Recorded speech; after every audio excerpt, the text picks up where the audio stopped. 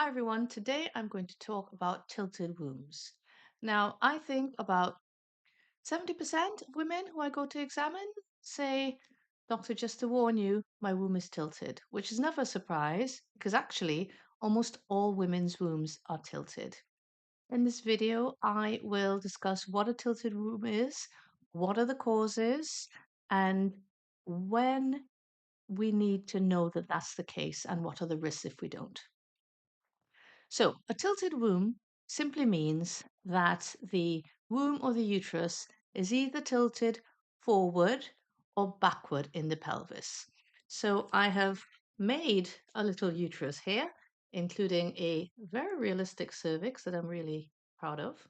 And this is basically the shape of the uterus. It's wider at the top, narrower at the bottom. There's a cervix at the bottom, and that projects into the vagina, and there are two tubes.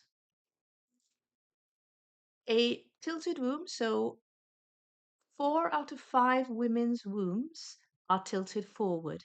And that means if this is a tummy wall, then the top of the womb is tilted towards the front wall of the abdomen and tilted towards the bladder. Bladder just lies underneath here. And that's called an anteverted uterus. Completely normal. 1 out of 5 women's wombs are tilted backwards. So, if that's a tummy wall, top of the womb is tilted towards the spine or towards the bowel or the rectum backwards. Now, you can see that when the womb is tilted backward, the cervix tends to be more forward in the pelvis. So that's the tummy wall. The cervix tends to be more forward in the vagina. So, for example, when we're doing a smear test or looking for the cervix and we know the womb is retroverted or tilted backwards, we tend to look upwards or under the pelvic bone to find the cervix. If the womb is anteverted or tilted forwards, then we tend to go backwards with the speculum, more towards the bottom or more towards the spine.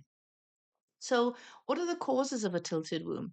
So, tilted wombs are normal. As I said, almost every woman has a tilted womb. Rarely we see a woman who has what we call an erect womb, and that means it's neither tilted forward nor backwards, but it's just standing straight. But the vast majority of women have a womb that's tilted forward or backward. And that is something that you're born with, and that's what we call a variant of normal. So it's completely normal. There is no risk to it. That is by far the largest proportion of women.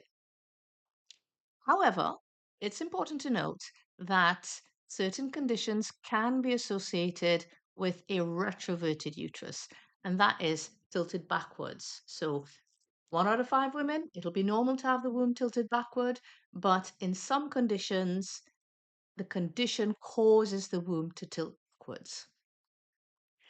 These conditions are generally conditions that can cause scarring in the pelvis. So the womb has ligaments behind it that anchor it to the pelvis. And if these ligaments have scarring on them, which is quite frequently caused by endometriosis, when the endometriosis infiltrates the ligaments, it can cause them to scar and shorten, and therefore that pulls the uterus backwards. If there is scar tissue, so for example, from previous pelvic surgery, that can cause pulling the womb backwards as a scar tissue. So the womb can get scarred, for example, to the bowel, um, and that can cause the scarring can cause pulling the womb backwards.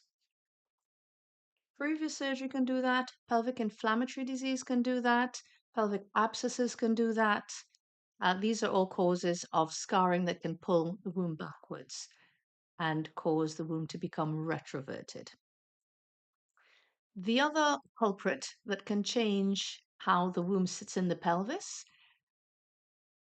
are fibroids. So, fibroids are balls of muscle that occur within the wall of the womb generally. And depending on where the fibroids form and how large they get, so for example, if you have a large fibroid in front of the womb, that can push the womb backwards. So basically, the womb can become retroverted by things that pull the womb backwards, like scarring, or push the womb backwards, like a fibroid that's in front of the womb. If there are big cysts, for example, in the pelvis for whatever reason, then that can push the womb backwards as well. The other thing that can change the position of the womb in the pelvis is childbirth. So the womb increases by many times its normal size during pregnancy. And after delivery of the baby, it goes back to the normal size. And sometimes, because ligaments that surround the womb can be stretched during pregnancy, the womb may not go back to its original orientation. The other is menopause, because with menopause and with childbirth, the pelvic floor can become a bit weakened, and that can change the lie of the womb in the pelvis. And for example, it can cause prolapse where the womb sinks downward, or it may tilt backwards. So, what is the relevance? Is it important if the womb is tilted forward or backward? The fact that the womb is tilted itself isn't particularly relevant in terms of diagnosis, but a retroverted womb or a womb that's tilted backwards can be a sign of those things I mentioned before. So, endometriosis, pelvic infections, adhesions, or scarring from surgery. So, that can sometimes help in making the diagnosis of, for example, pelvic pain. Is it dangerous, a tilted womb? Well, what's dangerous or potentially can lead to a complication is the lack of knowledge that the womb is tilted. In particular, when we proceed to do gynecology procedures, often what we're doing is going through the cervix with an instrument to get into the cavity of the womb. And if, for example, we assumed that the womb was tilted forward, then we would take the instrument and go in that direction into the womb. If in this case the womb was tilted backward and we weren't aware of it, there is a possibility that we can put the instrument to go in this direction and puncture the wall of the womb or cause a perforation. So that's why it's important when we perform gynecologic procedures, something even as simple as inserting a coil, that it's important to examine the patient beforehand so we know the size of the womb, where the cervix is, and in what direction the womb is tilted, because that reduces significantly the risk of puncturing the womb or causing a perforation.